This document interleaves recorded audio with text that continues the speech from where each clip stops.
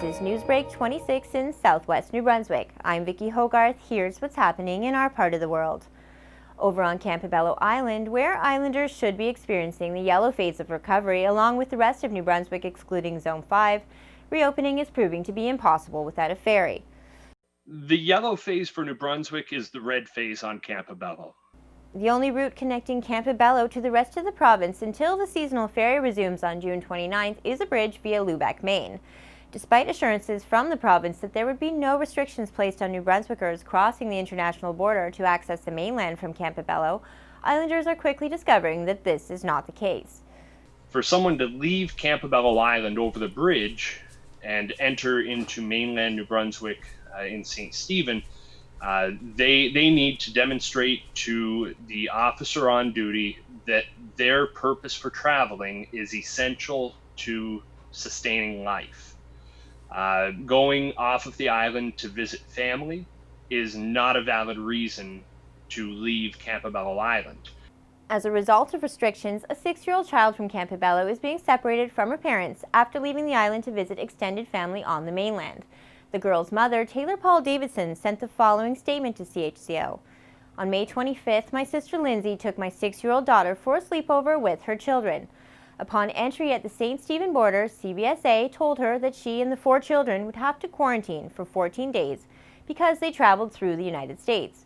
Now my daughter, a resident of Campobello Island, cannot return home for fear of my sister being fined or facing jail time for not complying with the mandatory 14-day quarantine. Campobello Mayor Brett Newman echoed Paul Davidson's concerns with the following statement to CHCO. Our island has been set to a different standard than the rest of the province. A yellow phase was and has been an opportunity to reunite with families within the province. This error and lack of equality for our community and its families has led to a 6-year-old child being separated from her family, which is completely unacceptable. This should be a wake-up call. The lack of a link to the mainland has had a significant impact on Campobello's economy as well. With mainlanders restricted from the island outside of providing essential services, the tourism season, one of the island's main industries, which is usually in full gear by June, has yet to even start. There is no tourism because a person who is not an island resident can't get to Campobello Island. Of the 4 restaurants on the island normally open through the summer, just 1 is currently open. At the campground at Herring Cove Provincial Park, there is just 1 camper who happens to be a resident of the island. Tinker, along with Mayor Newman and Paul Davidson, who has yet to be reunited with her daughter, are still waiting on the government for answers. Instead of explanations, I'd like results.